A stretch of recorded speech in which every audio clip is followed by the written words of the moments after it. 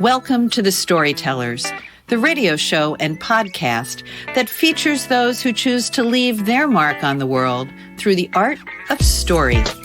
I'm your host, Grace Salmon. I look forward to our time together today. Now, let's meet our storyteller. Welcome to episode 92 of The Storytellers. Today I'm honored to have as my guest Dionne Ford. She is the author of the memoir, Go Back and Get It.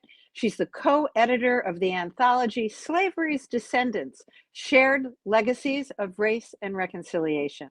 She has an MFA from NYU, and she has a BA from Fordham University, where she is currently teaching creative writing. Dionne, I could not be happier than to have you here at the Storytellers microphone. Welcome. Thank you so much, Grace. I'm glad to be here. Well, I first was captured by your memoir, Go Back and Get It, not only for the title, but because it all sprang from you doing a little bit of Google research and finding a photograph. Tell me about it.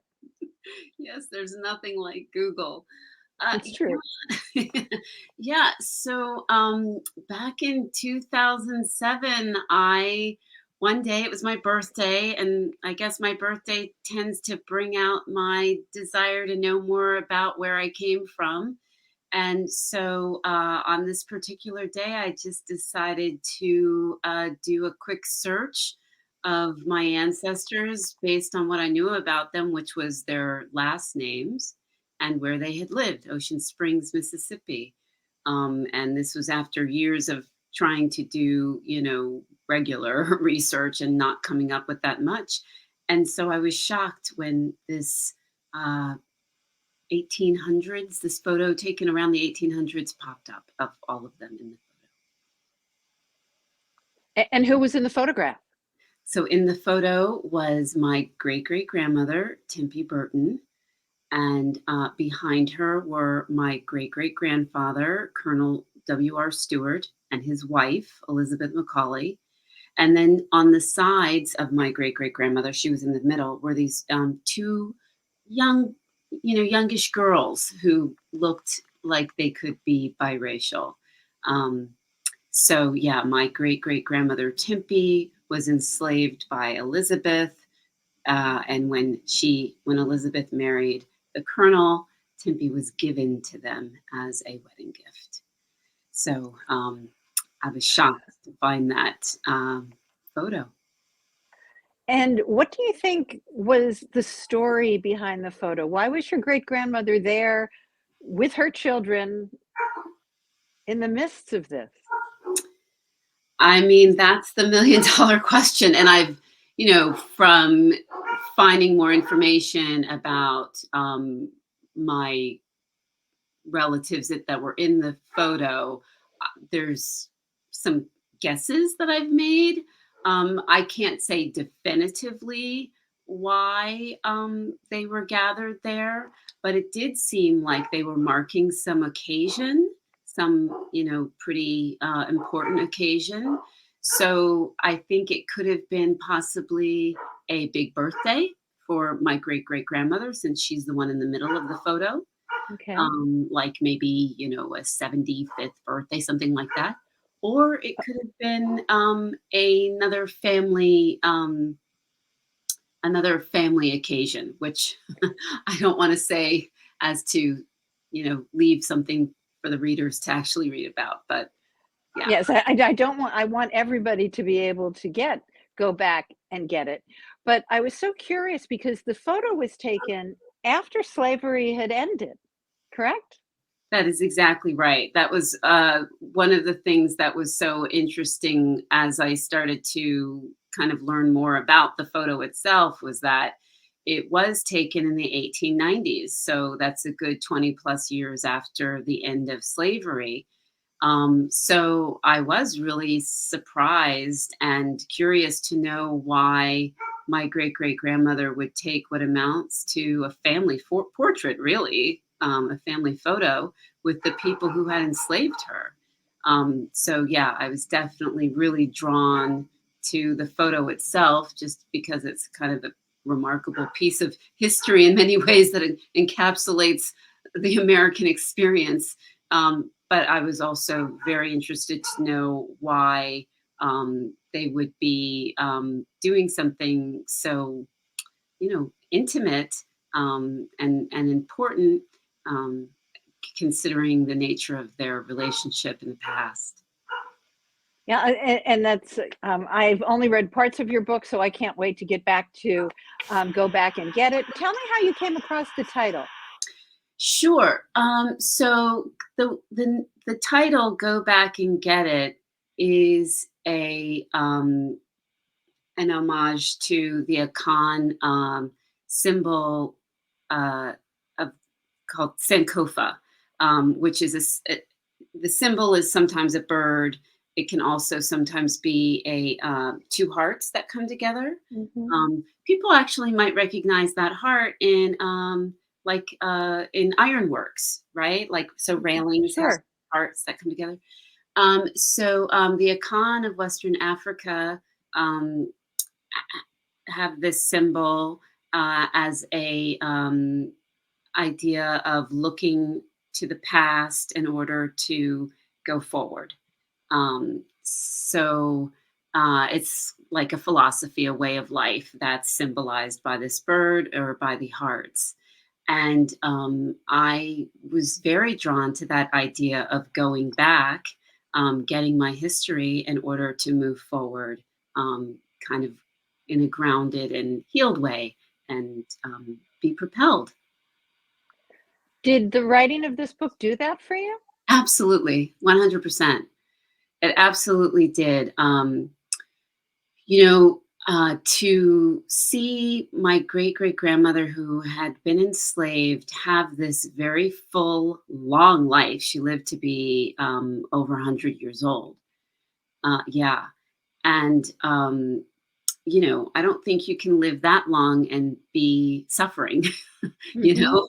So just her physical duration gave me a lot of inspiration and hope.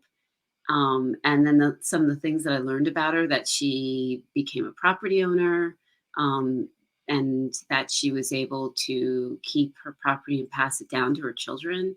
All of that just really, really inspired me.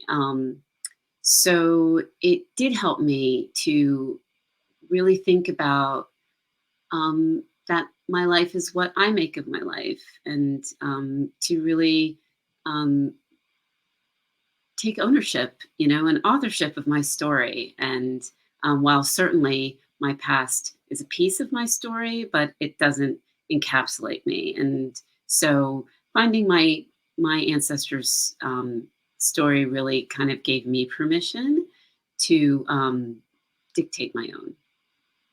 Well, that's such an important lesson for all of us, uh, that we can own our own story. So I'm so glad that you shared that piece of the writing with us.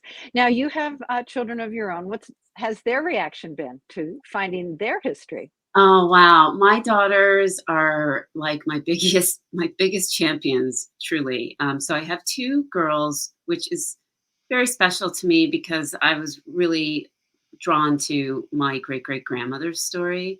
So it's been kind of extra special to then share this history of the women in our family with my now women who Hmm. I've Yeah. raised, because they're now 20 and 23. So they're not little girls anymore.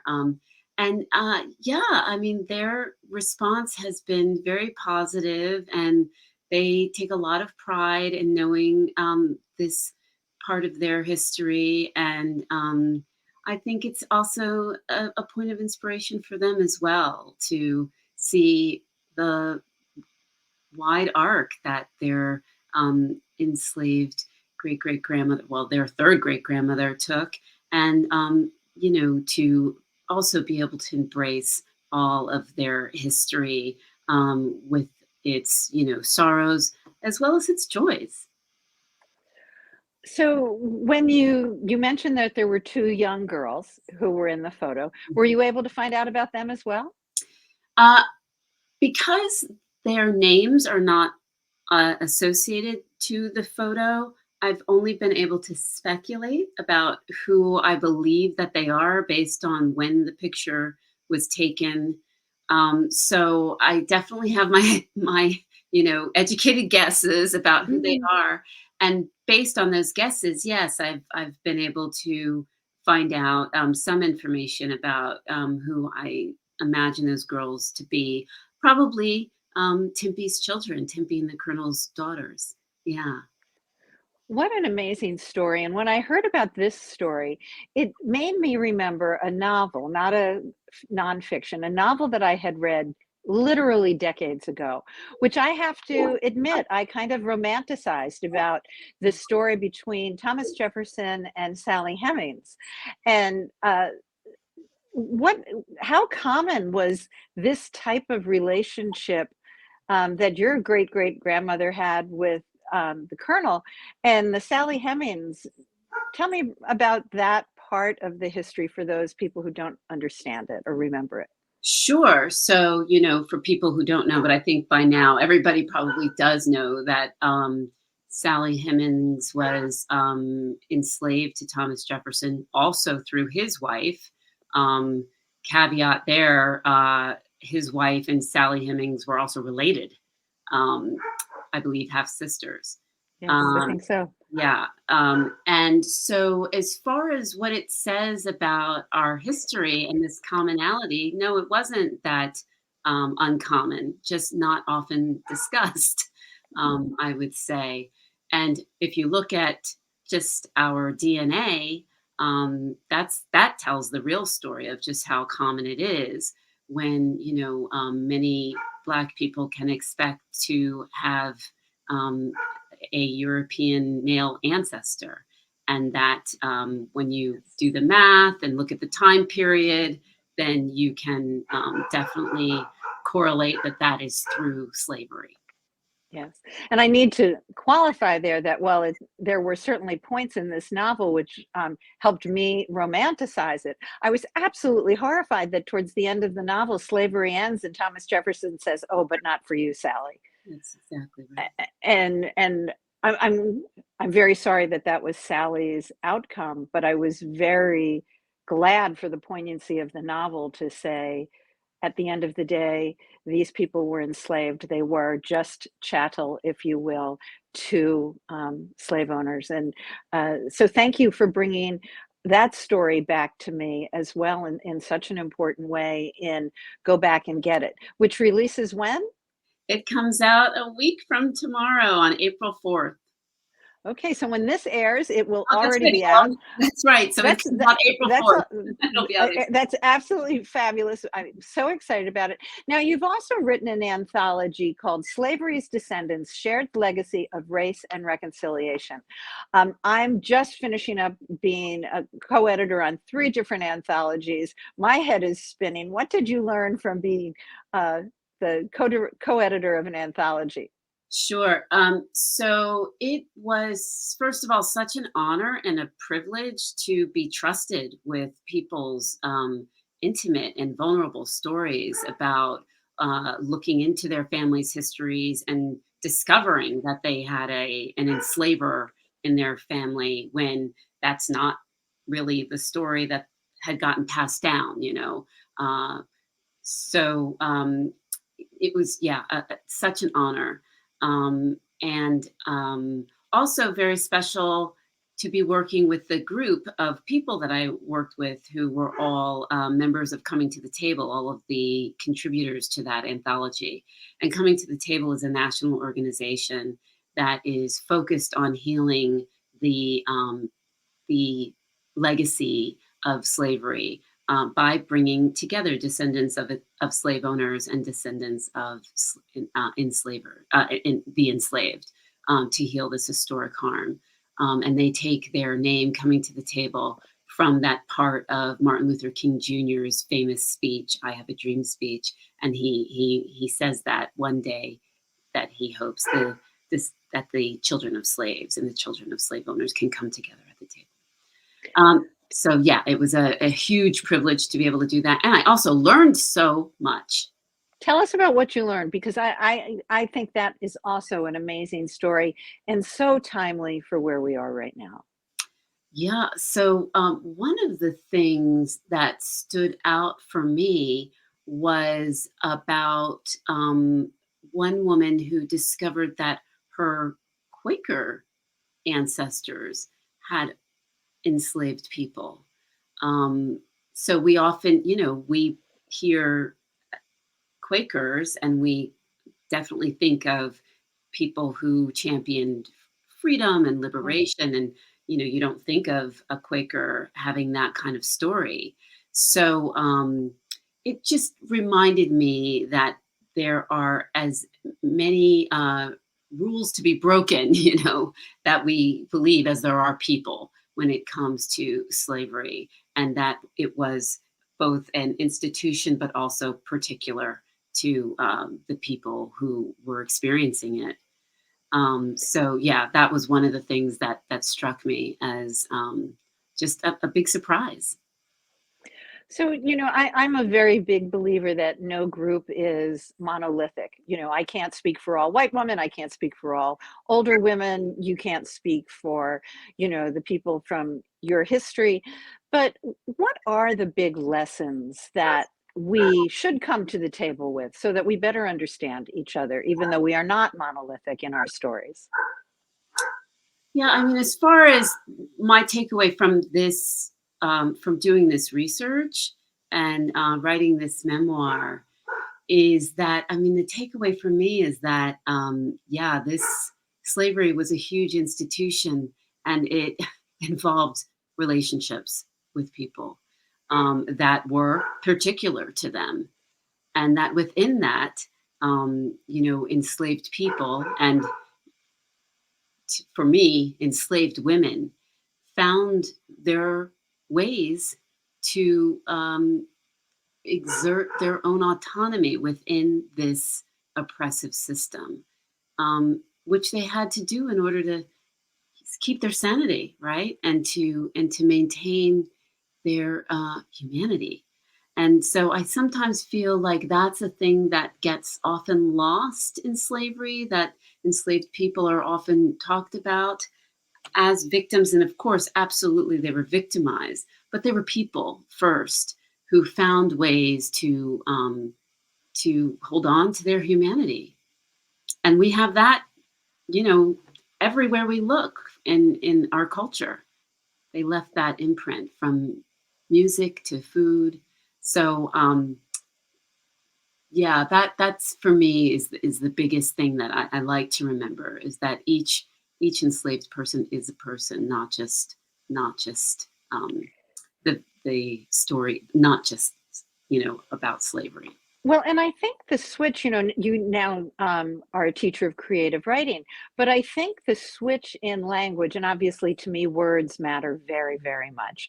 And for me, leaving our mark on the world matters very, very much. But I think that as a writer yourself and as a teacher of writers, the switch in the term from slaves to enslaved people makes a vast difference in how we think of these individuals. I think that's absolutely right. And so just to, show you the distance I've traveled. So when I first was working on this book and, doing the research, um, almost everything that I encountered referred to them as slaves. And so that's what I wrote. But by the time I was, I was pretty much done with the research and was ready to now just be writing.